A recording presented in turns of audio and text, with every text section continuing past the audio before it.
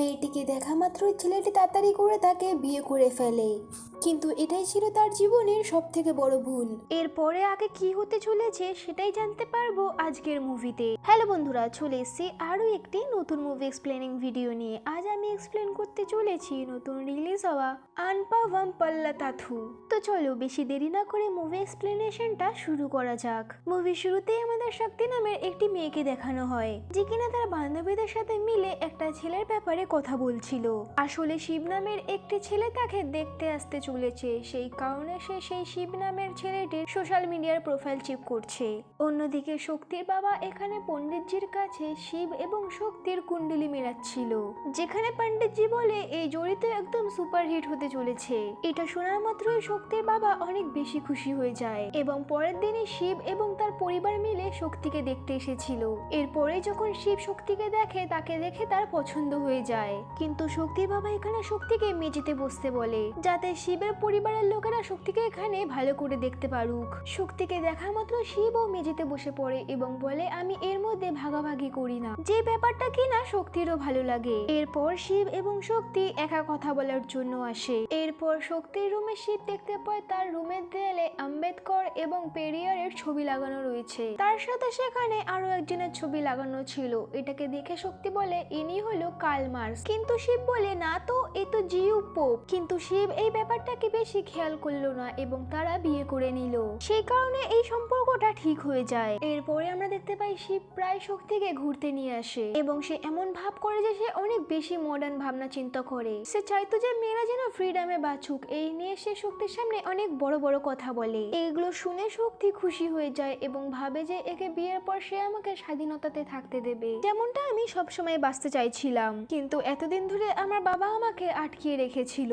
তখন শিব বলে, আমি সিগারেট খাই। শক্তি তখন বলে, কোনো ব্যাপার না, আমাকেও খাওয়াতে পারো। এরপরে এরা দুজন সিগারেট খাওয়া শুরু করে দেয়। এই ব্যাপারটা শিবের অনেক বেশি কুল লাগছিল। তারপর তারা কিছুদিনের মধ্যে বিয়ে করে নেয় এবং এদের জীবনযাপন অনেক ভালোই চলছিল, যেখানে শিব শক্তির সাথে থাকার জন্য একটা আলাদা ঘরও নিয়ে রেখেছিল, যেখানে তারা অনেক বেশি এনজয় করত এবং শক্তিরও এখানে কোনো কিছুর ভয়ও ছিল না। শক্তি এখানে শিবকে বলে, আমি তোমার সাথে পুরো জীবন কাটাতে চাই, তুমি অনেক বেশি ভালো। এরপর এখান থেকে সিন 2 বছর আগে শিফট হয়, যেখানে শিব একটা নারায়ণ নামের উকিলের কাছে এসেছিল, যেখানে সে বলছিল, স্যার আমি আপনার ভিডিও ইউটিউবে দেখেছি এবং তুমি আমাকে এই ঝামেলা থেকে বের করতে পারবে। যেখানে শিব বলছিল যে আমি ডিভোর্স চাই। নারায়ণ তাকে বলে, কাজ তো হয়ে যাবে, কিন্তু এটার কারণ আমি জানতে চাই। তার আগে আমাকে বলতে হবে সমস্যা কোথায় হয়েছে। আমি পুরো গল্পটা শোনার জন্য প্রস্তুত রয়েছি।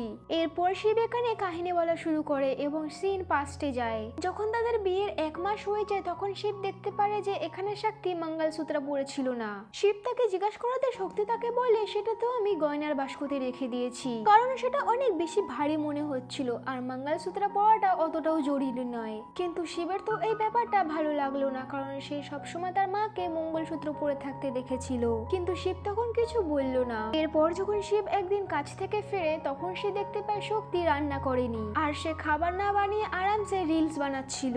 শিব শক্তিকে জিজ্ঞাসা করাতে শক্তি জানায় যে আজকে আমার মন ভালো ছিল না, সেই জন্য আমি রান্না করিনি। এতে শিবের অনেক রাগ তো হচ্ছিল, কিন্তু সে কিছু বলতেই পারছিল না, কারণ সে বিয়ের আগে অনেক বড় বড় কথা বলেছিল যে আমার স্ত্রী বিয়ের পরে স্বাধীনভাবে থাকতে পারবে, তার যা ইচ্ছা হবে সে তাই করবে। কিন্তু আজ যখন শক্তি তার মন মতো কাজ করছে, কিন্তু শিবের তো এখানে অনেক বেশি রাগ হচ্ছে, কিন্তু সে কিছু বলল না। এখানে শিব আরো বলে যে কিছু মাসের পরেই আমাদের মধ্যে ঝামেলা শুরু হয়ে যায় এবং ব্যাপারটা অনেক বেশি বেড়ে গেছিল। আর শক্তি এখানে আমাকে অনেক বেশি কাপলসের রিলস দেখাতো, যেখানে তারা একে অপরকে গিফট দিত আর সে বলতো তুমিও আমাকে এরকম সারপ্রাইজ দাও। একভাবে বলা যেতে পারে যে এই রিলসের জন্য তাদের মধ্যে ঝামেলা হচ্ছিল, কারণ রিলস একটা আলাদাই এক্সপেকটেশন বাড়িয়ে দিয়েছিল। এইভাবে তাদের ঝগড়া বেড়ে যাচ্ছিল। একদিন শিব থেকে তার অ্যাকাউন্ট থেকে শক্তি 28,000 টাকা শপিং করে নিয়েছে। তখন শিব শক্তিকে জিজ্ঞেস করে, এত খরচ কোথায় করে নিয়েছো? কিন্তু শক্তি এখানে তার জবাব না দিয়ে ঝামেলা করা শুরু করে দেয়, কিন্তু বেচারা শিব তার মাথা ধরে সেখানেই বসে পড়ে। এরপর যখন একদিন শিব কাজ করে বাড়ি ফেরে, তখন সে দেখতে পারে তার বাড়িতে একটা কাকিমা বসে রয়েছে এবং শক্তি এসে বলে যে আজকের পর থেকে ইনি আমাদের ঘরের কাজ করবে, কারণ আমি ঘরের কাজ করতে পারি না। এটা দেখে শিব চুপচাপ নিজের রুমে চলে আসে, কারণ এরপর যদি সে শক্তিকে কিছু বলতো তাহলে তাদের মধ্যে আবার লড়াই শুরু হয়ে যেত। এরপর সিন আবার প্রেজেন্টে আসে, যেখানে নারায়ণ তাকে বলে যে এই ব্যাপারগুলো তো অতটাও বড় না যে তুমি ডিভোর্স নিতে চাও। কিন্তু শিব তখন তাকে বলে এই সমস্ত কিছু তো ছোট ব্যাপার ছিল, বড় ব্যাপার তো এবার শুরু হবে। এরপর এখান থেকে সিন আবারও পাস্টে যায়, যেখানে শিব এবং তার স্ত্রী মিলে তার আত্মীয়র বাড়িতে এসেছিল। এখানে শক্তি অনেক বেশি স্টাইল মেরে এসেছিল, কিন্তু এই ব্যাপারটা শিবের মায়ের পছন্দ হচ্ছিল না। অন্যদিকে আত্মীয়রাও শক্তিকে নিয়ে অনেক মন্তব্য করছিল, যেখানে শিবের মা শিবকে বলে যে একে বলো কিছু ভালো কাপড় চোপড় পরে আসতে। সেখানে শিব ও শক্তিকে এসে বলে যে তুমি তো ড্রেস চেঞ্জ করে নাও, পরিবারের লোকেরা অনেক কথা বানাচ্ছে। যেখানে শক্তি বলে যে তোমাদের পরিবারের লোকেদের ভাবনাই নিচু, সেই কারণে তাদেরকে বলো নিজের মুখ ঘুরিয়ে নিতে, কিন্তু আমি আমার কাপড়টা পাল্টাবো না। যেখানে শক্তি তাকে অনেক বেশি কথা শোনানো শুরু করলো, তার সাথে শিবও তাকে অনেক কথা শোনানো শুরু করলো। তখন সেখানে রাগের মাথায় শক্তি সেখান থেকে চলে যায়। পরিবারের লোকেরা তখন বলছিল যে শিবই তার স্ত্রীকে মাথায় উঠিয়েছে। যখন মেয়ে দেখতে গেছিলাম তখন তার সাথে সেও মেঝেতে বসে গেছিল, এখন দেখো সে তার মাথায় উঠে নাচছে। এই ব্যাপারটা দেখে শিবের অনেক খারাপ লাগে, কারণ সে কোথায় ফেসে গেল। এরপরে আমরা দেখতে পাই শক্তির একটা বান্ধবী বিজনেস ওপেন করেছে, সেখানে সে শিবকেও ডেকেছে। তাই শিব এখানে বদলা নেওয়ার জন্য এখানে সে বাড়ির জামা কাপড় পরে চলে আসে, যেটাকে দেখে শক্তির বান্ধবীরা অনেক বেশি অবাক হয়ে যায়। শক্তি এখানে অপমানিত হয়ে সেখান থেকে চলে যায়, এর জন্য শিবের বদলাটা পূরণ হয়ে যায়। এরপরে যখন শিব রিলস দেখছিল তখন সে দেখতে পায় তার বউ ট্রেন্ড অনুযায়ী একটা ছোট কাপড় পরে রিলস পোস্ট করেছে, যার মধ্যে লোকেরা অনেক নোংরা নোংরা কমেন্ট করছিল। এটা দেখা মাত্রই শিব এখানে শক্তিকে এসে বলে তুমি এই রিলসটিকে ডিলিট করো, এরকম রিলস তোমার পোস্ট করা উচিত নয়। কিন্তু শক্তি তখন জানায় যে আমার লাইফ আমার ইচ্ছা, আমি যা ইচ্ছা তাই করব। এরপর তাদের মধ্যে আবার লড়াই শুরু হয়ে যায় এবং শক্তি তার রুমে চলে যায়। এরপর রাগের মাথায় বাইরে বসে শিব অনেক বেশি মদ পান করে। এরপর শক্তি বাইরে এসে এখানে শিবের ওপর অনেক বেশি চিল্লাচ্ছিল, কারণ শিবের রিলসটিকে শক্তির বাবার কাছে পাঠিয়ে দিয়েছিল, যার কারণে তার বাবা অনেক বেশি তাকে বকেছিল। এরপর শিব তাকে বলেছে তুমি কালকে থেকে পুরো বউয়ের মতো থাকবে, না তো এই সমস্ত কথা আমি তোমার বাবাকে বলে দেবো। এটা শোনা মাত্র শক্তি সেখান থেকে রাগের মাথায় চলে যায়। এরপর যখন সে সকালবেলা ঘুম থেকে উঠে তখন সে দেখতে পারে যে কালকে রাত্রে নেশার সময়ের ভিডিও অনেক বেশি ভাইরাল হচ্ছে, যেখানে সে বলছিল আমি বিয়ে করে অনেক বেশি ভুল করে নিয়েছি। আসলে শক্তি কালকে এই ভিডিওটা করে আপলোড করে দিয়েছে। এরপর শক্তি এসে এখানে শিবের ওপর হাসা শুরু করে, কিন্তু শিব তো কিছু বলতেই পারলো না। এরপর সিন প্রেজেন্টে আসে আর নারায়ণ তাদেরকে বলে তুমি একে অপরকে হারানোর জন্য উঠে পড়ে লেগেছিলে, তাহলে ব্যাপারটা কোথায় বিগড়ে গেছে। এরপর সিন পাস্টে যায়, শিব আবার বলা শুরু করেছে, যেখানে শিব একদিন অফিস থেকে দেরি করে বাড়ি এসেছিল, কিন্তু শক্তি বাড়িতে অনেক বেশি রেগেছিল। তারপর যখন সে রুমে আসে তখন সে দেখতে পারে শক্তি এখানে রুমটাকে সাজিয়ে রেখেছিল, আর শক্তি এখানে জানায় যে আজকে আমাদের অ্যানিভার্সারি ছিল আর সেটাকে তুমি ভুলে গেছো। এই কারণে শিব এখানে শক্তিকে মানায় এবং তারা কেক নিয়ে আসে। এরপরে তারা ইন্টিমেট হয়ে যায় এবং সমস্ত কিছু ঠিক হয়ে যায়। এভাবেই কিছু দিন পার হচ্ছিল আর শিবের মনে হচ্ছিল যে এখন সবকিছু হয়তো ঠিকই আছে। এরপরে একদিন শক্তি শিবের কাছে আসে এবং তাকে বলে আমার কাছে দুটো ভালো খবর রয়েছে। প্রথমত হলো আমি আমার বান্ধবীর সাথে মিলে একটা বিউটি পার্লার খুলতে চলেছি, কারণ আমিও বিজনেস করতে চাই। তখন শিব তাকে বলে এটা কি ফালতু প্ল্যান, এর থেকে ভালো যদি তুমি তোমার পায়ে দাঁড়াতে চাও তাহলে তুমি ISC IPS করো, কিন্তু এটা তো তুমি করতে পারবে না। সেই কারণে সে শক্তিকে মানা করতে লাগলো, কিন্তু শক্তি বলে আমি এই জেনারেশনের মেয়ে, আমি অত সহজে হার মানবো না, আমার মনে শক্তি রয়েছে। তখন সে ভাসতে শুরু করে এবং বলে তুমি এই কার্ল মার্কসের ছবি কোনোদিনও দেখেছো কিনা?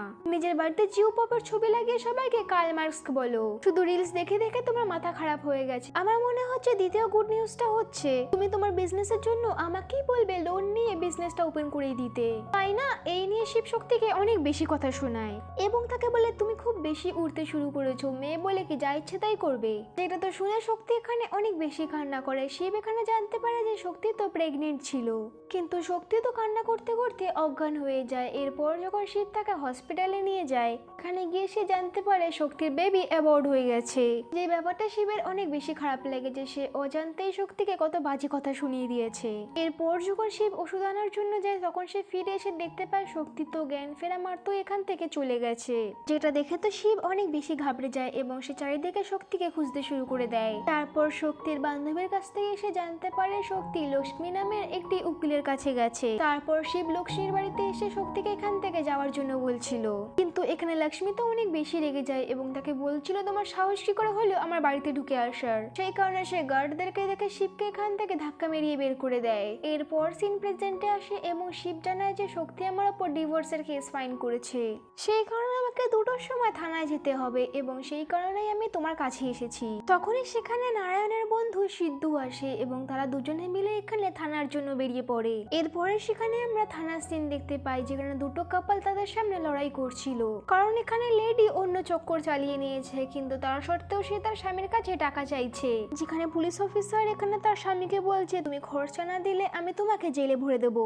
মূলত আমাদের এখানে দেখানো হয়েছে এখানে আইন ছেলেদের জন্য অনেক বেশি কঠিন, যেখানে তাদের জন্য কোনো বিচারই নেই। এরপর যখন সিদ্ধু এবং নারায়ণ শিবের কেসটাকে লড়তে আসে, সেখানে এসে সে দেখতে পারে এখানে তো শক্তির কেস লড়ার জন্য সেখানে লক্ষ্মী এসেছে, যেটাকে দেখা মাত্রই নারায়ণ বলে যে শিব ভাই আমি যেভাবেই হোক তোমাকে এই কেসে জিতিয়ে দেব, যেখানে লক্ষ্মীও ডেকে গিয়ে বলে যে জিতবে তো শুধু শক্তি।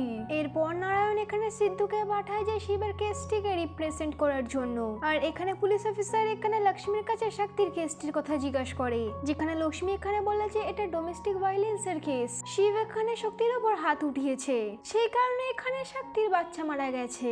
তারপর নারায়ণ এখানে সিদ্ধুকে ফোনে বলছিল বলো এটা স্বামী স্ত্রীর ব্যাপার, কাউন্সিলিং করে সমস্ত কিছু ঠিক হয়ে যেতে পারে, কিন্তু লক্ষ্মী বলে যে না এই ব্যাপারটা এইভাবে সলভ হতে পারে না, সমস্ত দোষ এখানে শিবের ছিল, সেই কারণে এদের ডিভোর্স হওয়াই উচিত। অন্যদিকে নারায়ণ এখানে চাওয়ালার দ্বারা কনস্টেবলকে পয়সা খাওয়ায় যাতে সে সিদ্ধুর সাইড নিয়ে নেয়। অন্যদিকে সিদ্ধু এখানে শক্তিকে ভেঙাতে শুরু করে, যার কারণে শক্তি অনেক রেগে যায়। তখন সে কনস্টেবল যাকে চাওয়ালা ঘুষ খাবিয়েছিল সে বলে যে আমার তো মনে হয় এই মেয়েটি অনেক বেশি অহংকারী, হয়তো এই মেয়েটি ছেলেটিকে অনেক বেশি বিরক্ত করেছে।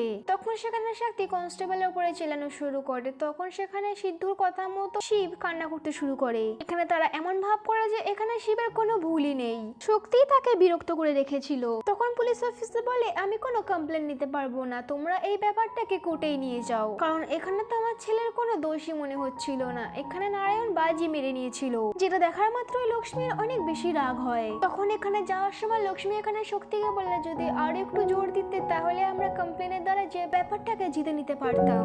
শক্তি তখন বলে যে আমার ভুল হয়ে গেছে, এবার যা করার তুমিই করো, আমার ডিভোর্স চাই। এরপর যখন শক্তি লক্ষ্মীর বাড়িতে আসে তখন একটা বাচ্চা মেয়ের ছবি দেখে সে বলে ম্যাডাম এই মেয়েটাকে। তখন লক্ষ্মী বলে এটা আমার মেয়ে, এ এখন বেঙ্গালুরু তার মাসির সাথে থাকে, কারণ আমি চাই না আমার স্বামীর কালো নজর আমার মেয়ের ওপর পড়ুক, আমি 2 বছর আগে আমার স্বামীর সাথে ডিভোর্স নিয়ে নিয়েছি। এর পরের দিন আমরা সিদ্ধু এবং শিবকে দেখতে পারি যে তার ছাদে বসে মদ পান করছিল। তখন কথায় কথায় সিদ্ধু বলে যে নারায়ণেরও তোমার মতো ডিভোর্স হয়েছে, 7 বছর সম্পর্কের পর তাদের ঝামেলার জন্য তারা ডিভোর্স নিয়ে নিয়েছিল, আর নারায়ণের ওপর অনেক দোষ লাগিয়ে এখানে নারায়ণকে সবার সামনে অনেক বেশি অপমান করেছিল, আর তার মেয়ের জন্য কাস্টাডি নিয়ে তাকে বেঙ্গালুরু তার মাসির কাছে পাঠিয়ে দিয়েছে, যাতে নারায়ণ কখনো তার মেয়েকে আর দেখতে না পারুক। আর শুধু এমনই না, 2 বছরের জন্য নারায়ণকে কোর্টে পা রাখার জন্য ব্যান্ডও করে দিয়েছিল, সেই কারণে নারায়ণ সেই সময় পুলিশ স্টেশনে তোমার কেসটিকে রিপ্রেজেন্ট করতে যায়নি। কিন্তু সব থেকে ভালো খবর হলো যে কালকে থেকে নারায়ণের ওপর সেই কেসটির ব্যান্ড উঠে যাবে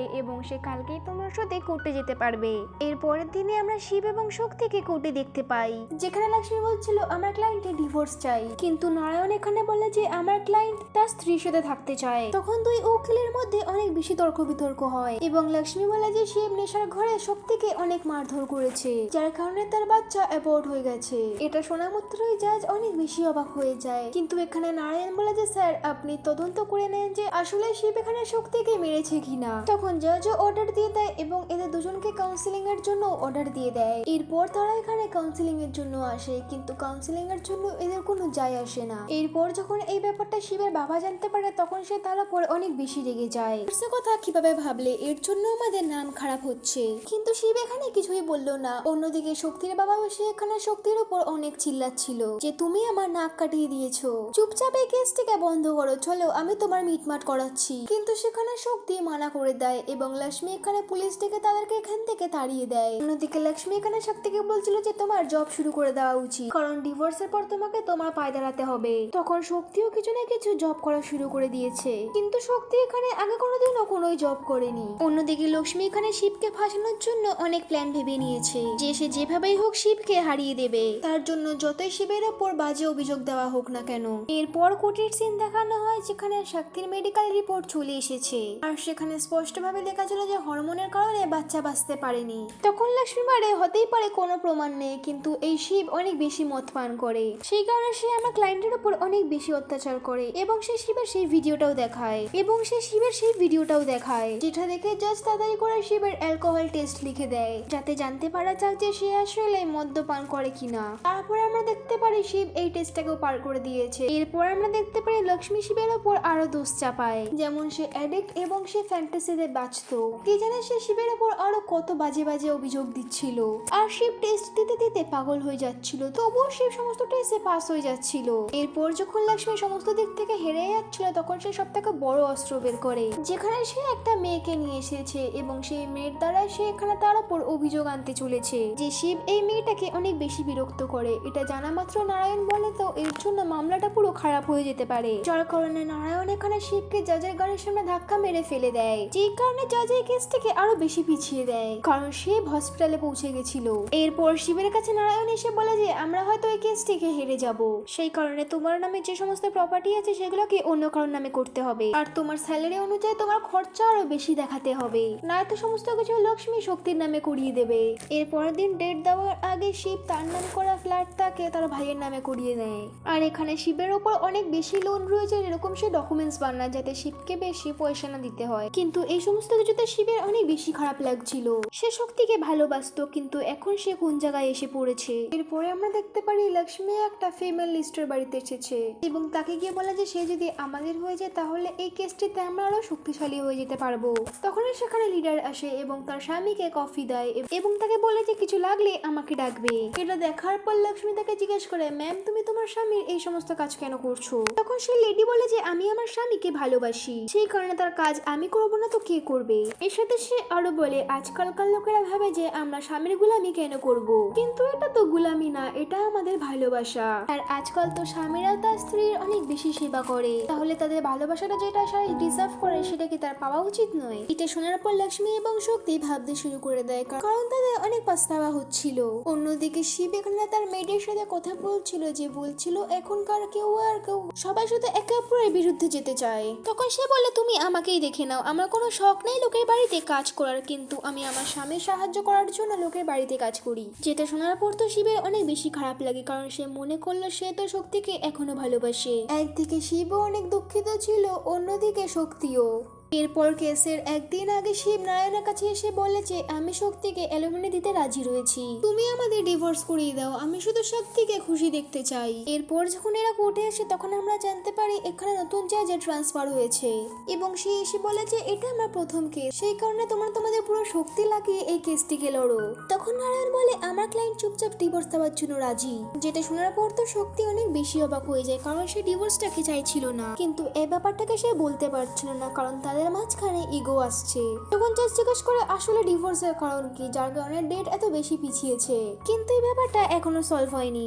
এরপর সমস্ত কথা এখানে নারায়ণ জাজকে বলে যে আজকাল লোকেরা কম্পেয়ার করার জন্য উঠে পড়ে লেগেছে, কিন্তু কেউ কাউকে সাপোর্ট করে না। তখন এই ব্যাপারটা লক্ষ্মীও বুঝতে পেরে যায়। তখন শিব বলে যদি লক্ষ্মী ডিভোর্স চায় তাহলে তার খুশির জন্য আমি তাকে ডিভোর্স দিয়ে দেবো। তখন শক্তি বলে যে না আমি তালাক চাই না, যেটা শোনা মাত্র শিব অনেক বেশি খুশি হয়ে যায়। তারপর জাজ তাদেরকে 3 মাসের সময় দেয় এবং বলে যদি তার মধ্যে তোমরা ভালোভাবে না থাকতে পারো তাহলে ডিভোর্স দিয়ে দিও। অন্যদিকে লক্ষ্মী এখানে নারায়ণের সাথে তার মেয়ের কথা বলিয়ে দিয়েছে।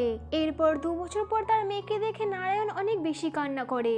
অন্যদিকে শিব এবং শক্তি একে অপরকে এসে জড়িয়ে ধরে, এভাবে তাদের ঝামেলাটা ঠিক হয়ে যায়। এরপরে আমাদেরকে 3 মাসের পরের সিন দেখানো হয়, যারা একে অপরের সাথে ঠিকভাবেই রয়েছে, কারণ তারা এখন কম্পিটিশন সেরে একে অপরের খুশি দেখতো। তখন শিব বলে কালকে জাজকে আমাদের বাড়িতে খাবার জন্য ডাকবো এবং কেসটিকে বন্ধ করে দেবো। এইখানে এই মুভিটি শেষ হয়ে যায়। মুভি এক্সপ্লেনেশনটা যদি ভালো লেগে থাকে তো ভিডিওটাকে একটি লাইক এবং চ্যানেলটিকে সাবস্ক্রাইব করে নেবেন। দেখা হচ্ছে নেক্সট মুভি এক্সপ্লেনিং ভিডিওতে, ততদিনের জন্য ভালো থাকুন, সুস্থ থাকুন।